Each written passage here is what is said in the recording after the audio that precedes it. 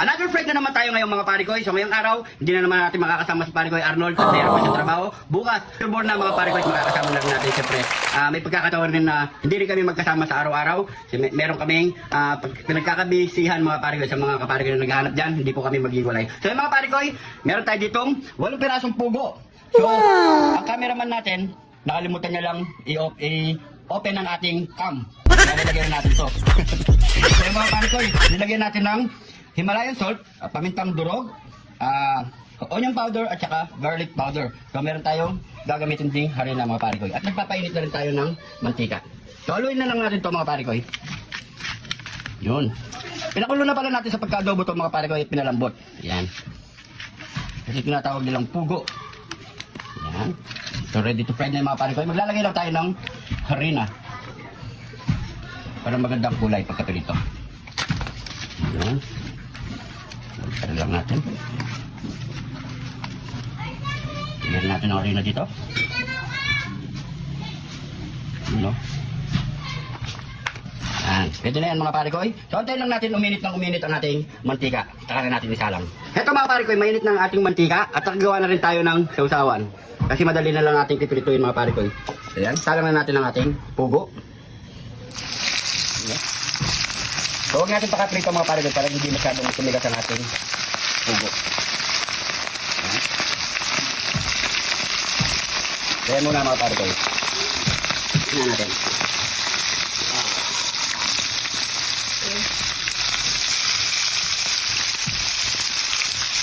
Balikan muna natin yan. Yun o. Pag ganyan na, pwede na yan mga parikoy.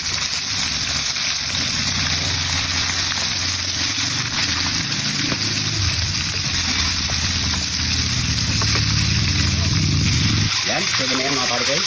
Para dito na gas.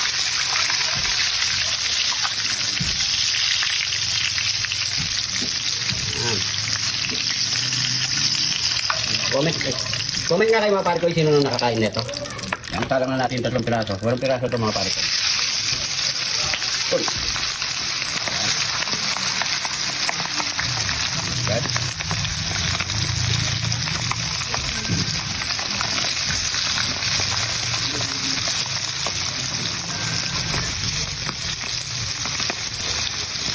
So yan mga parikoy, pwede na yan.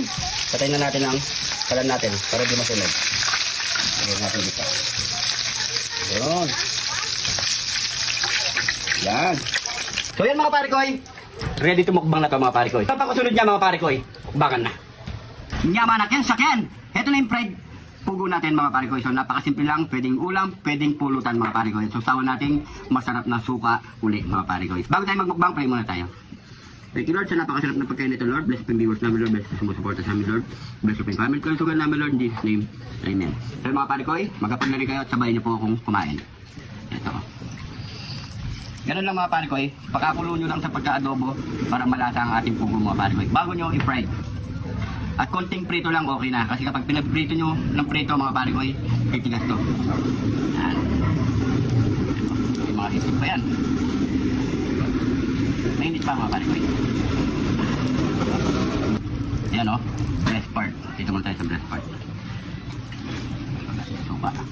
Masarap pa. No? Kain po.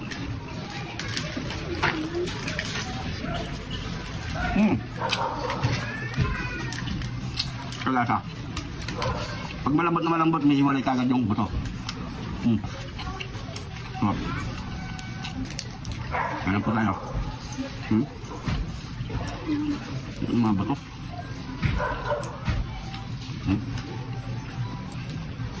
Suka. Solid.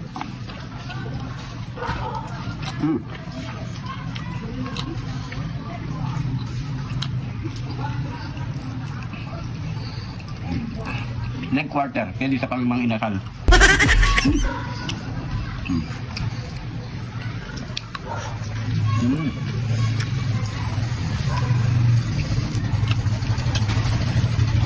Ang talaga, maghihiwalay talaga yung buto.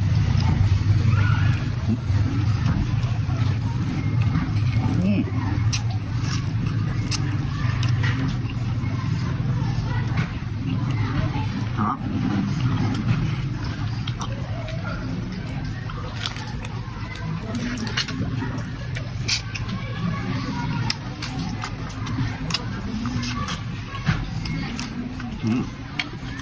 Kanin.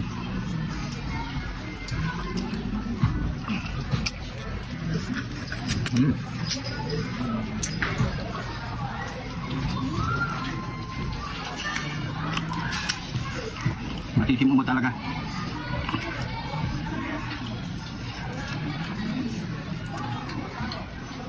Sarap.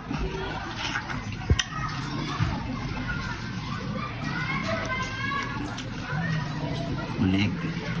Ulo. Kentangin. Soft drink.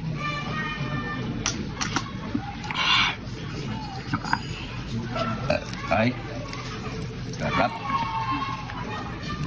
Enak itu oh. Lihat itu.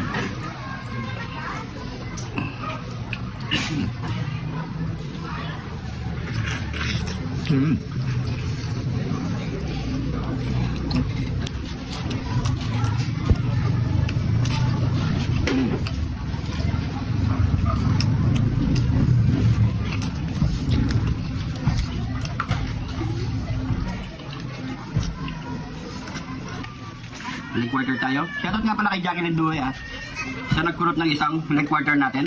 So, knock off muna natin. Ayan tayo po.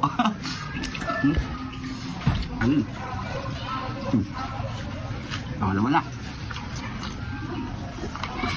Pero medyo tumubutog na ako Ano tayo sa pangtlo. Ayan na. Uwi ako. Uy. Kasarap. Yaman rin yung sakyan.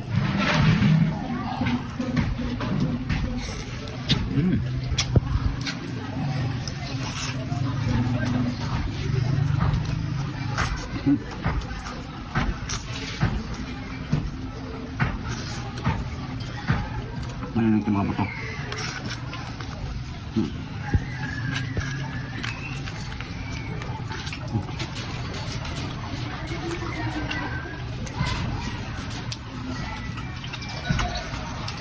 Oh, ayan.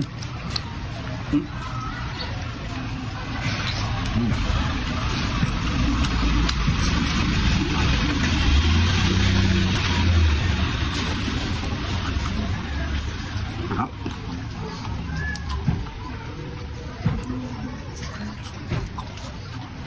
Medyo mahimay lang mga pala ko. Sama rin. Sarap kasi masarap na sa suka mga pala ko.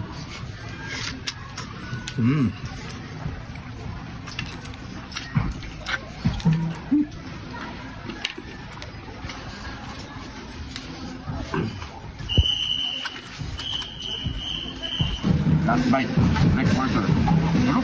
Meron ng mga ano? Ano kasi tawag dyan? Tambol-tambol?